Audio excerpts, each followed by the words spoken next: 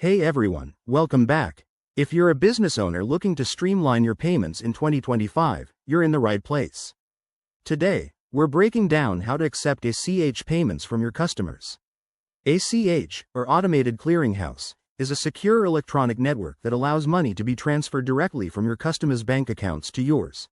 Think of it as a modern alternative to checks or credit cards. It's faster, cheaper, and increasingly popular, especially with new regulations coming in 2025 that make it even more efficient. First things first, why should you start accepting ACH payments? Well, in 2025, with rising credit card fees and the push for digital transactions, ACH can save you money. Fees are typically lower, often under 1% per transaction. Plus, it's reliable for recurring payments, like subscriptions or bills. To get started, you'll need to choose a reliable payment processor.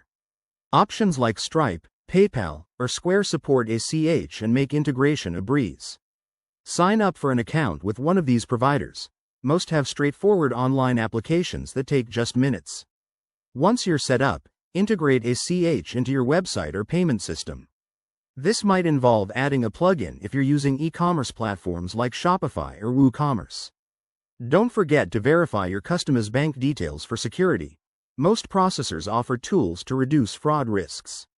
Then, when a customer makes a payment, they'll enter their bank info, and the funds will transfer electronically, usually within 1 to 3 business days.